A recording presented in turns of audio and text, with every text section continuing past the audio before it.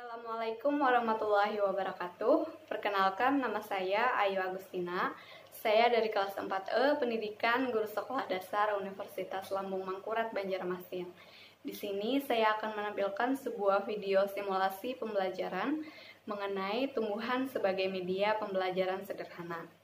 Tugas ini diamanahkan oleh dosen pengampu mata kuliah Media dan Teknologi Pembelajaran, yaitu Ibu Dr. Nurhapijah STMPD dan Bapak Dr. Andus Asrani MPD. Jadi langsung saja kita simak videonya. Semoga bermanfaat dan terima kasih.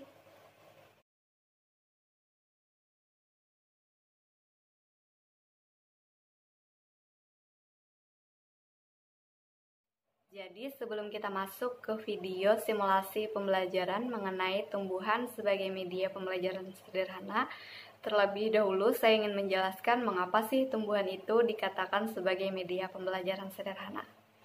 Jadi langsung saja kita simak.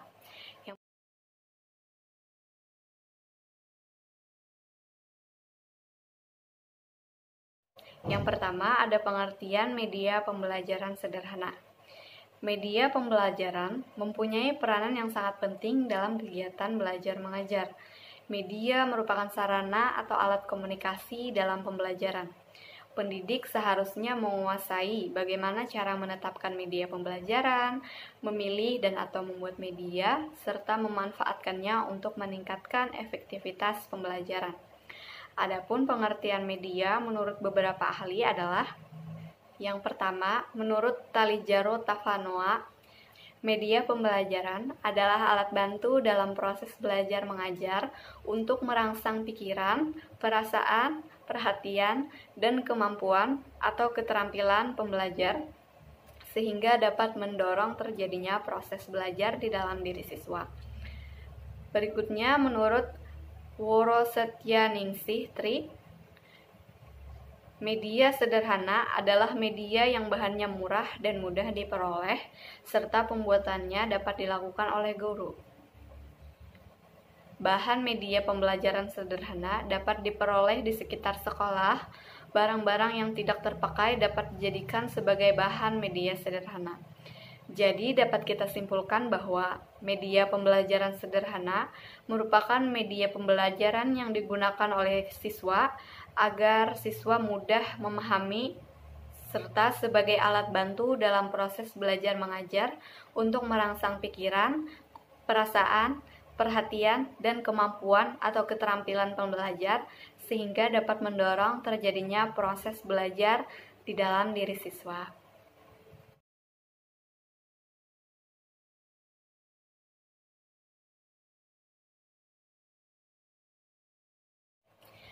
Adapun tumbuhan dikatakan sebagai media sederhana karena yang pertama, pengintegrasian materi lokal.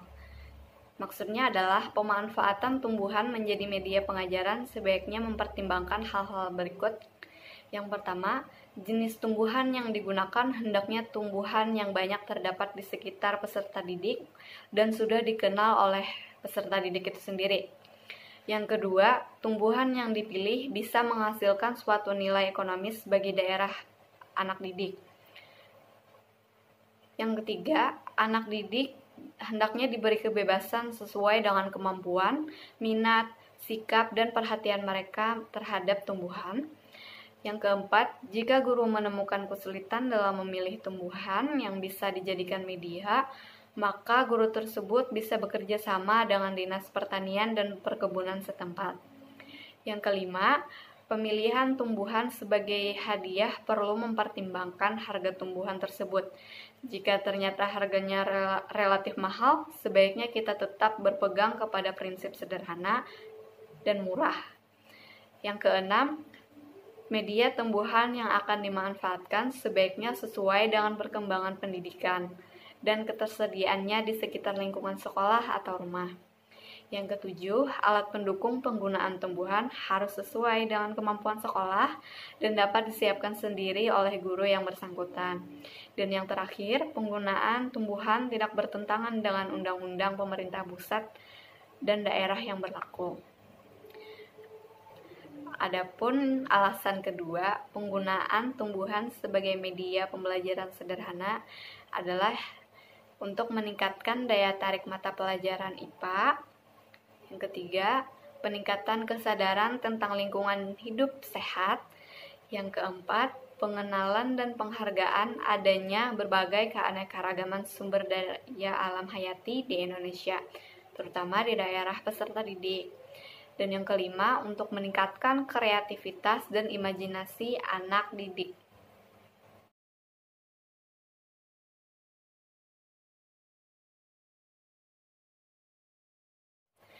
Adapun unsur-unsur media pembelajaran sederhana adalah yang pertama, kesederhanaan.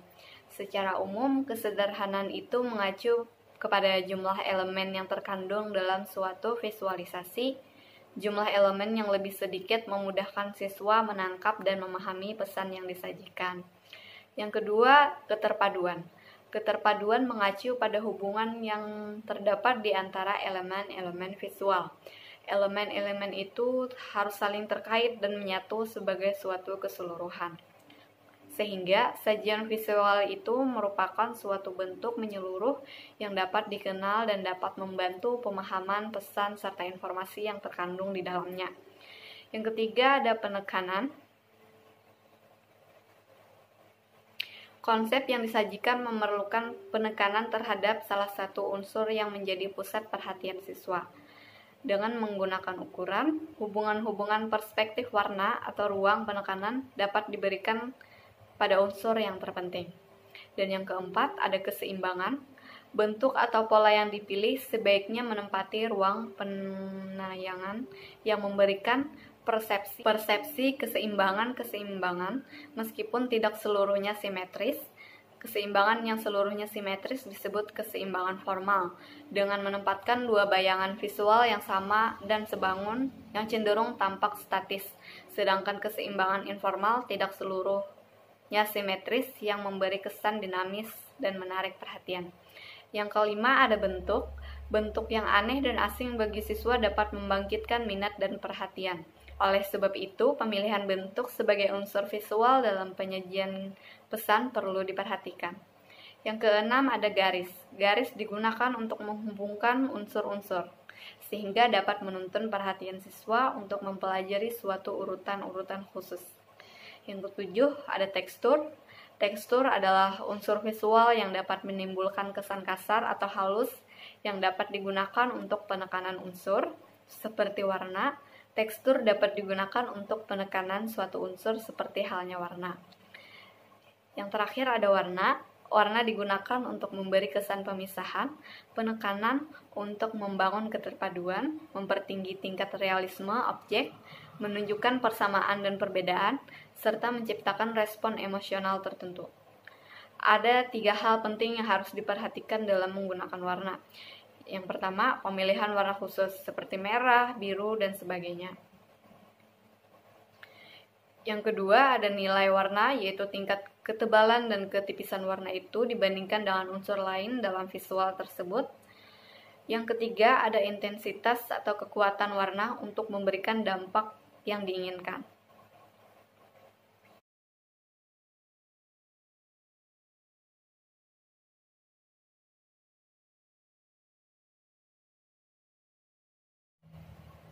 Adapun pemanfaatan tumbuhan sebagai media sederhana dalam proses pembelajaran ada 2. Yang pertama, penggunaan tumbuhan untuk menjelaskan perkembangbiakan tumbuhan itu sendiri. Seperti yang kita tahu, tumbuhan adalah sumber kehidupan bagi makhluk hidup lainnya, karena tumbuhan merupakan produsen pertama dalam rantai makanan. Bagi manusia pun, tumbuhan merupakan bagian yang tidak terpisahkan dari kehidupan manusia. Oleh sebab itu, peserta didik perlu segera diberi kesadaran tentang hal tersebut. Salah satu cara yang dianggap efektif dalam memberikan kesadaran tentang peranan tumbuhan kepada mereka adalah dengan pemanfaatan tumbuhan sebagai media dalam pelajaran dan sekaligus mempelajari tentang tumbuhan itu sendiri. Jadi, dengan demikian, dalam satu kegiatan belajar, kita akan memperoleh 2 manfaat sekaligus. Misalnya ketika guru Misalnya, ketika guru harus menjelaskan tentang perkembangbiakan makhluk hidup, khususnya tumbuhan, guru dapat memanfaatkan tumbuhan sebagai media pembelajaran sekaligus menjelaskan proses terbentuknya individu baru yang sama dengan induknya. Yang kedua, ada pemanfaatan tumbuhan untuk menjelaskan terjadinya polusi dan kerusakan lingkungan. Hilangnya sumber daya alam merupakan masalah besar bagi semua makhluk hidup di dunia ini. Penyebab utamanya adalah polusi udara yang dihasilkan oleh berbagai sumber, seperti pembakaran bahan bakar minyak di kendaraan bermotor dan pabrik-pabrik. Masalah lain dari lingkungan hidup adalah semakin sedikitnya alam bebas dari keanekaragaman biologis. Ancaman terbesar bagi spesies di alam bebas adalah penebangan hutan, fragmentasi, dan degradasi kualitas habitat. Beberapa contoh di atas hanya sekedar memberikan gambaran bahwa kegiatan manusia saat ini banyak menghasilkan polusi dan gas beracun yang mengancam kehidupan mereka sendiri. Kewajiban para guru kepada anak didik adalah bagaimana menjelaskan tentang polusi, proses terjadinya polusi, dan mencegah terjadinya dengan cara sederhana dan mudah dimengerti oleh peserta didik. Salah satu cara mudah dan efektif adalah dengan memanfaatkan tumbuhan.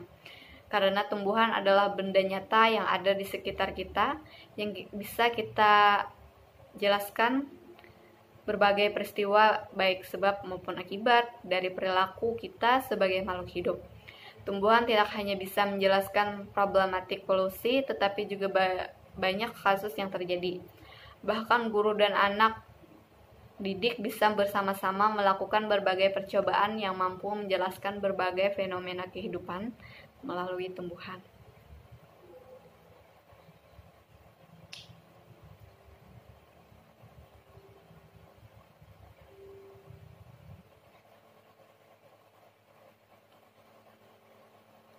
Ya, itu saja penjelasan mengapa tumbuhan dikatakan sebagai media pembelajaran sederhana. Langsung saja kita masuk ke dalam video simulasi pembelajaran tumbuhan sebagai media pembelajaran sederhana. Oke, kita simak videonya. Semoga bermanfaat untuk kalian semua. Terima kasih.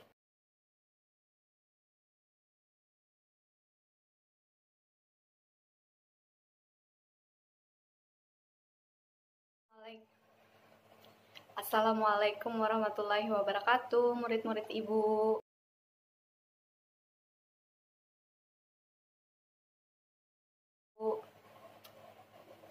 Apa kabar hari ini?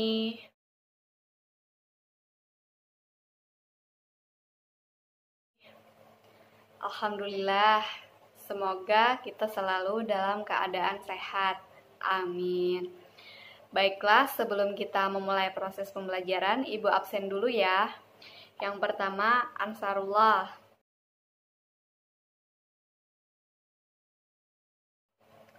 Kedua, Ahmad Rasidi.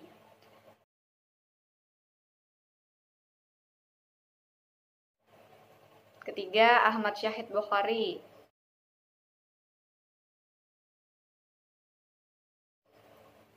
Keempat, Aisyah.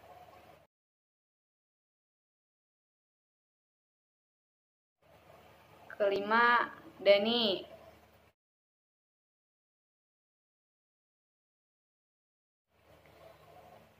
Keenam, Raida.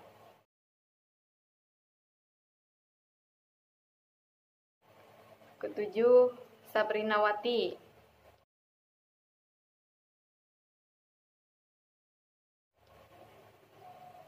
Delapan, Halki.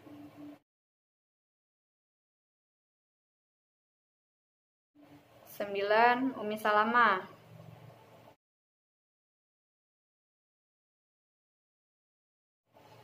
10, Junaidi.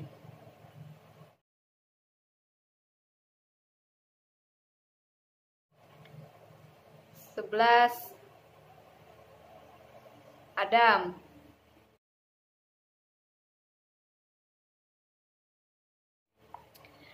'Alhamdulillah, hari ini kita dapat melaksanakan kegiatan belajar mengajar dengan orang yang hadir semua.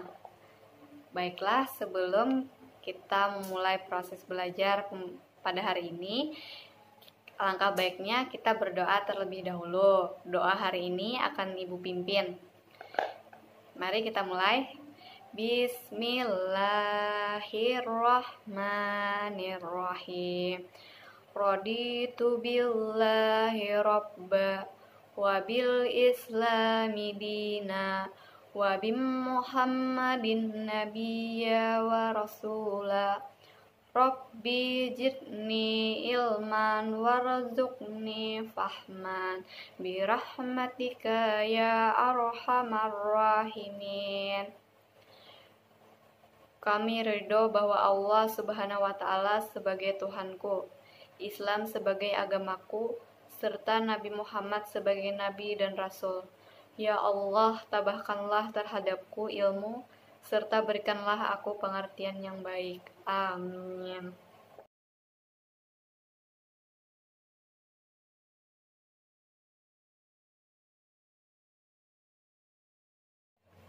Alhamdulillah, kita sudah melaksanakan doa bersama. Setelah kita berdoa, selanjutnya kita akan menyanyikan lagu daerah. Hari ini kita akan menyanyikan lagu daerah dari Kalimantan Selatan, yaitu 4C45. Hari ini Ibu akan memimpin untuk menyanyikan lagu daerah.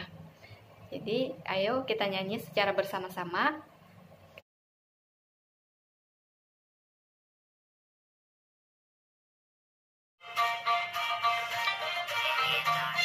Pasti 45 kakak kuriding patah sabila di jalawan.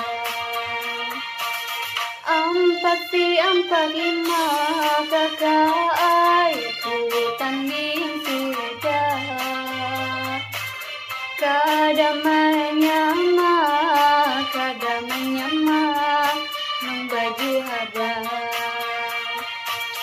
Banyak sudah nama antar tapi selembar-lembar kada bakai. Banyak sudah orang nama milih judulnya kada kalai. Banyak sudah nama antar tapi selembar-lembar kada bakai. Banyak sudah orang nama milih judulnya kada kalai. 4C45 kakak kuriding patah sabila dihiga saja. 4C45 kakak ku tanding sudah kadamanya nang baju hijau. Sudah nama antar tapi selembar-lembar kada bakai.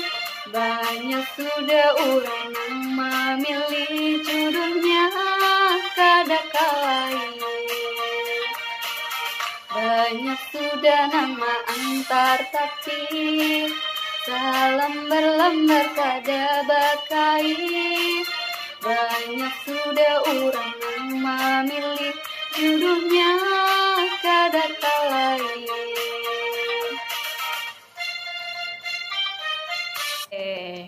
Oke, dengan berakhirnya lagu tadi, Ibu akan menjelaskan terlebih dahulu mengenai materi pembelajaran kita hari ini. Kemarin kan kita sudah belajar sedikit mengenai jenis-jenis daun. Nah, di sini Ibu banyak membawa jenis-jenis daun. Nih, kemarin kan kita sudah belajar sedikit. Kan kemarin sudah Ibu jelaskan sedikit mengenai jenis-jenis daun. Apakah kalian masih mengingatnya? Ya, kemarin kan sudah Ibu jelaskan ada daun itu terbagi menjadi beberapa jenis. Yang pertama ada jenis daun menyirip, melengkung, menjari, dan sejajar. Nah, hari ini kita akan belajar lebih jauh mengenai jenis-jenis daun. Seperti yang kita tahu, daun merupakan salah satu organ tumbuhan yang tumbuh dari ranting pohon. Fungsi utama daun adalah sebagai penangkap energi dari cahaya matahari untuk keberlangsungan proses fotosintesis. Daun pada umumnya berwarna hijau karena mengandung klorofil yang digunakan untuk menangkap energi cahaya matahari tersebut. Klorofil merupakan suatu molekul dalam daun yang memanfaatkan energi dari sinar matahari untuk mengubah air dan karbon dioksida menjadi gula dan oksigen.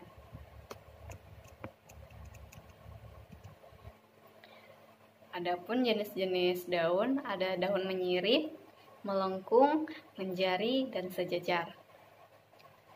Yang selanjutnya, Ibu akan menjelaskan struktur dan macam-macam bentuk daun beserta gambarnya. Daun,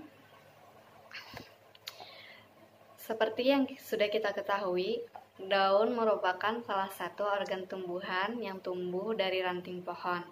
Fungsi utama daun adalah sebagai penangkap energi dan cahaya matahari untuk keberlangsungan proses fotosintesis. Daun pada umumnya berwarna hijau karena mengandung klorofil yang digunakan untuk menangkap energi cahaya matahari.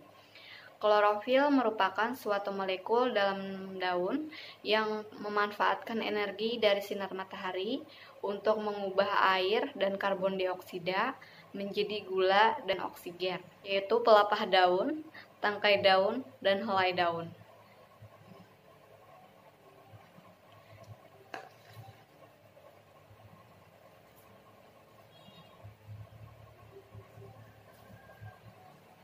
Contohnya adalah seperti daun kelapa ini. Di daun kelapa terdapat pelepah daun, kemudian tangkai daun, ini disebut tangkai daun, dan helai daun. Proses pengubahan energi kimia dari cahaya matahari menjadi bahan makanan tumbuhan yang terjadi dalam daun, itulah yang disebut dengan proses fotosintesis. Struktur daun. Struktur daun dapat dibedakan menjadi dua bagian, yaitu struktur bagian luar dan struktur bagian dalam daun. Adapun struktur bagian luar daun, daun yang sempurna terdiri atas 3 bagian luar, yaitu pelepah daun, tangkai daun, dan helai daun. Contohnya adalah daun kelapa yang kecil ini. Di dalam daun kelapa ini terdapat pelepah daun,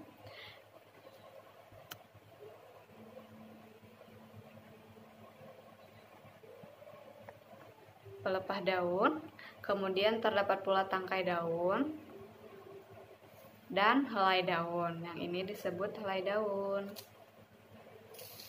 Nah, ini dapat dilihat lebih jelas.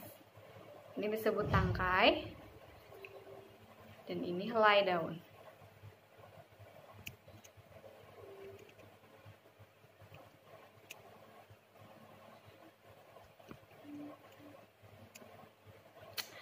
Pelepah daun. Pelepah daun tersebut berfungsi untuk menundukkan daun pada batang. Nah, ini dapat dilihat nanti ketika pohon daun kelapa ini besar, daun ini akan menunduk. Kemudian tangkai daun. Tangkai daun berfungsi untuk menghubungkan pelepah atau batang dengan helai daun. Nah, di pelepah daun ini, daun akan menempel. Selanjutnya ada helai daun atau lamina. Helai daun merupakan tempat berlangsungnya fotosintesis yang paling dominan. Nah, ini. Disinilah berlangsungnya proses fotosintesis dan penyerapan sinar matahari untuk membuat makanan. Selanjutnya ada struktur bagian dalam daun. Yang pertama ada bagian epidermis. Epidermis merupakan lapisan sel hidup terluar dari bagian dalam daun jaringan epidermis terbagi menjadi dua bagian, yaitu epidermis bawah dan epidermis atas. Epidermis berfungsi untuk melindungi jaringan yang ada di bawahnya.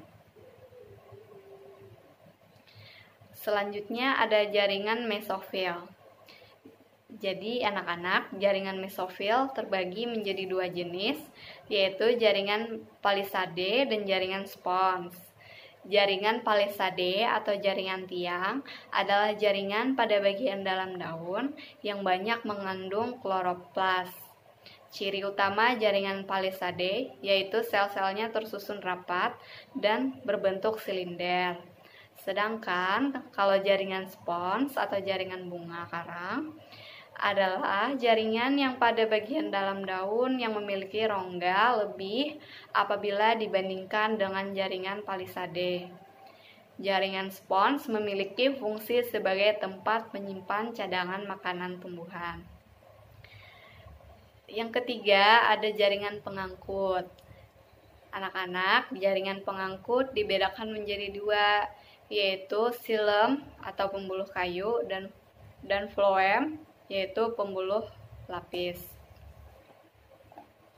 Jaringan xilem atau pembuluh kayu berfungsi mengangkut air dan unsur hara dari tanah ke daun. Sedangkan phloem berfungsi untuk mengedarkan hasil fotosintesis dari daun ke seluruh tubuh tumbuhan, mulai dari akar, batang, ranting, pohon, dan lain sebagainya. Yang keempat ada stomata. Jaringan stomata berfungsi sebagai organ pernapasan atau respirasi pada tumbuhan. Stomata akan mengambil gas karbon dioksida dari udara sebagai bahan fotosintesis dan mengeluarkan gas oksigen sebagai hasil dari fotosintesis. Stomata terletak pada epidermis bagian bawah. Selanjutnya kita masuk ke macam-macam bentuk daun. Apabila diperhatikan dengan teliti, kalian akan menemukan berbagai jenis-jenis daun.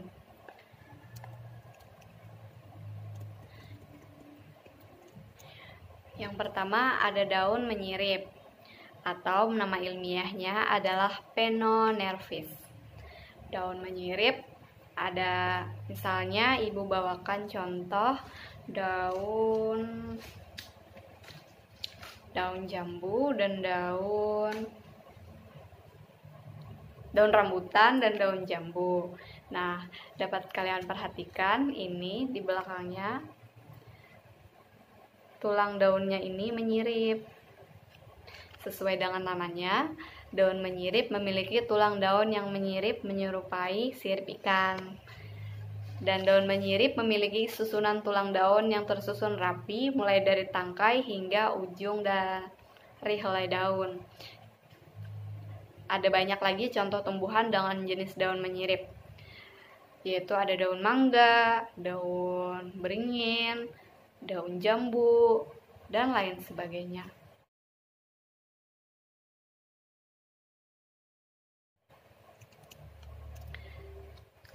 Selanjutnya ada daun melengkung atau bahasa ilmiahnya adalah Carnivervis.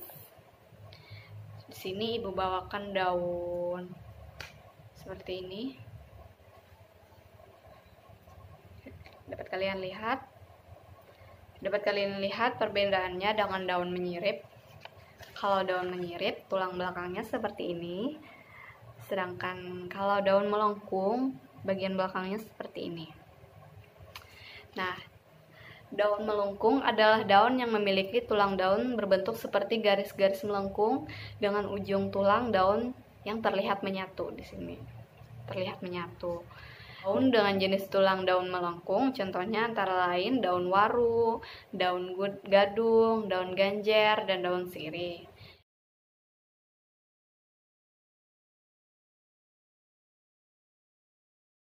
Ini ibu ambil contoh daun pohon pinduduk. Kalian perhatikan lebih jelas lagi. Struktur tulang belakangnya seperti ini. Melengkung. Oke, selanjutnya daun menjari. Tumbuhan yang memiliki tulang daun menjari mempunyai bentuk daun dengan satu tulang yang cukup besar dan berbentuk seperti jari-jari tangan manusia. Daun dengan tulang daun menjari ini dapat dilihat antara lain pada daun singkong, daun pepaya, dan daun kapas, serta daun jeruk.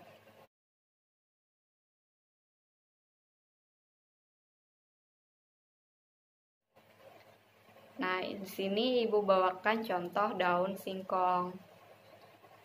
Nah, dapat kalian perhatikan, daun ini menjari dengan satu tulang daun yang cukup besar dan berbentuk seperti jari-jari manusia. Ini tulang daunnya cukup besar. Ini ditopang oleh batang tulang daun ini. Dan terdapat 5 helai daun seperti jari manusia.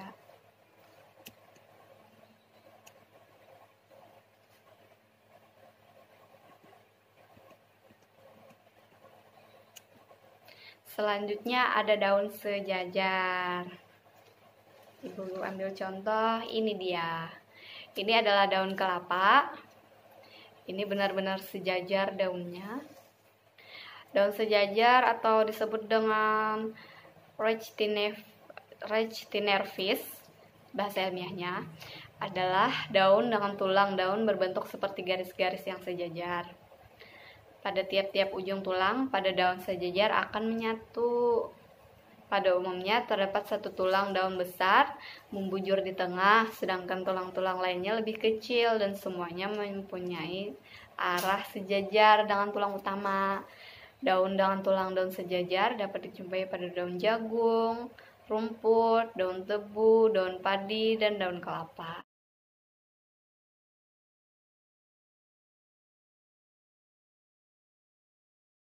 Nah, ini contohnya. Di sini terdapat satu tulang daun besar membujur di tengah. Di sini.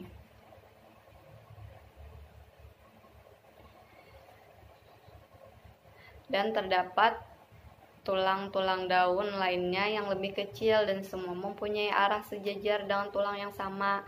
Nah, ini merupakan tulang-tulang daun yang kecil yang arahnya itu sejajar dengan tulang utama. Nah, apakah kalian jelas? Oke, dengan berakhirnya penjelasan jenis-jenis daun, berakhir pula proses pembelajaran kita pada hari ini. Apakah ada yang ingin ditanyakan?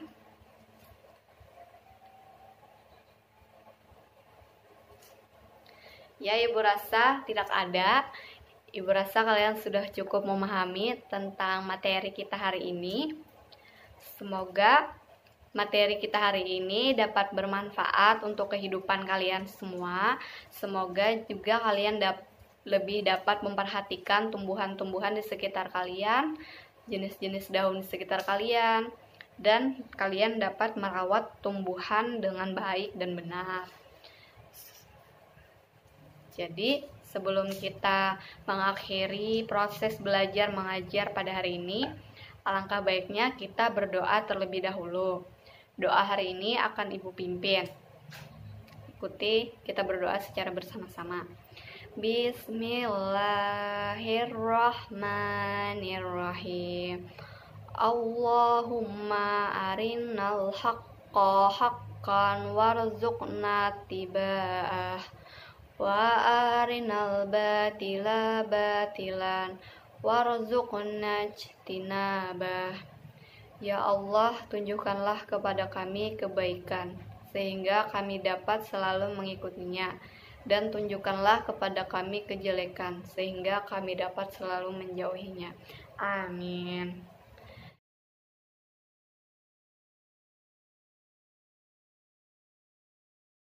Oke, selanjutnya kita akan menyanyikan lagu nasional. Kita akan menyanyikan lagu dari Sabang sampai Merauke.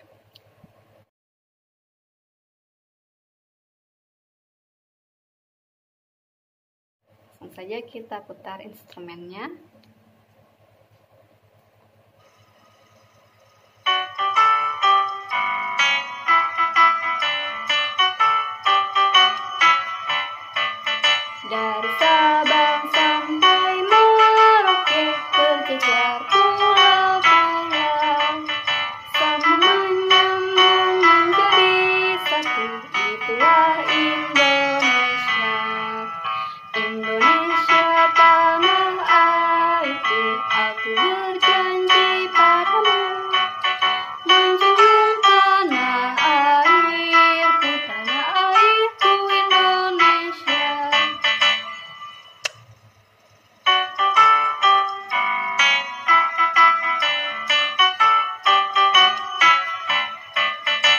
Dari Sabang sampai Merauke berkejar pulau-pulau, sambung menyambung menjadi satu, itulah Indonesia.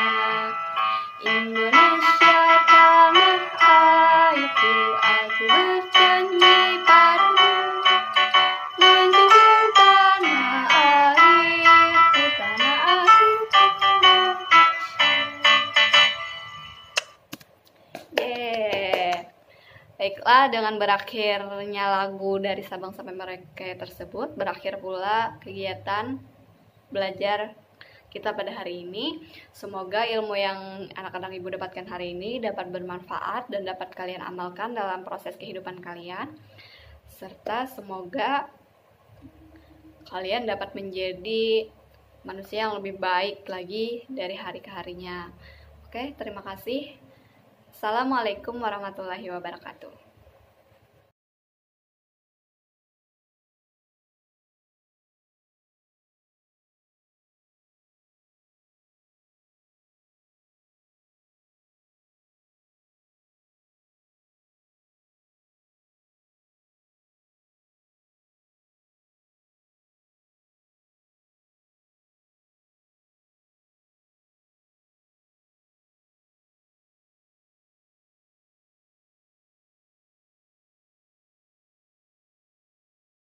Di sini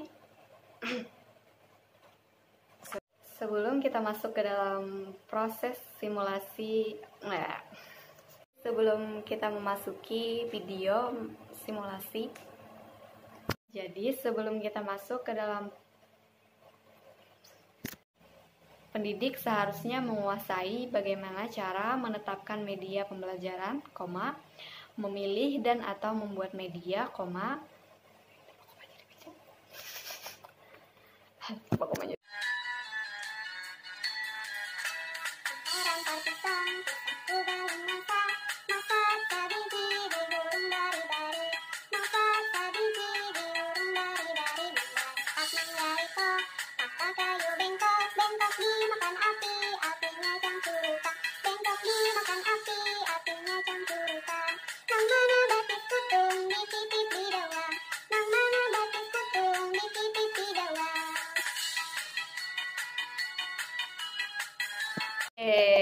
Alhamdulillah, selanjutnya kita akan memasuki proses pembelajaran pada hari ini.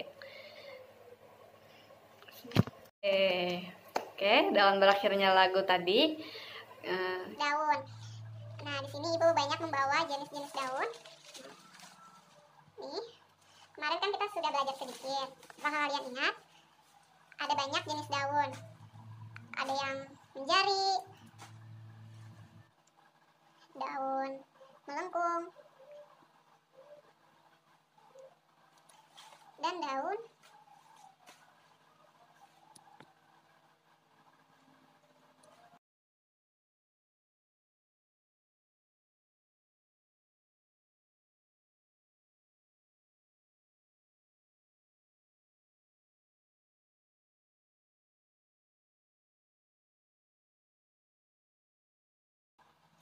kan kemarin sudah ibu jelaskan sedikit mengenai jenis-jenis daun. Apakah kalian masih mengingatnya? Ya, kemarin kan sudah ibu jelaskan ada daun itu terbagi menjadi beberapa jenis. Yang pertama ada jenis daun menyirip, melengkung, menjari, dan sejajar. Nah, hari ini kita akan belajar lebih jauh mengenai jenis-jenis daun.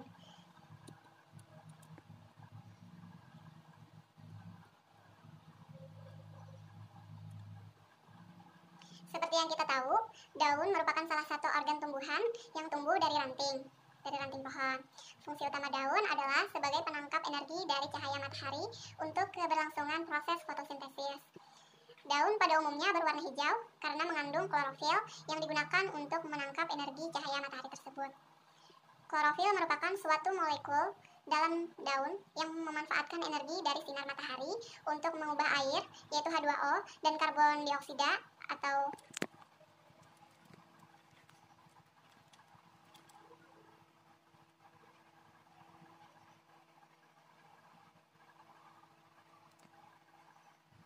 mengubah air dan karbon dioksida untuk mengubah air dan karbon dioksida menjadi gula dan oksigen.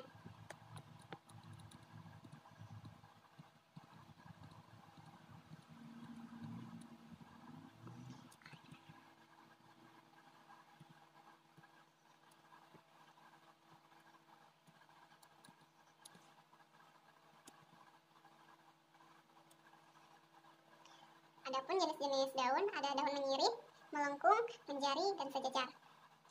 Yang pertama, daun menjari.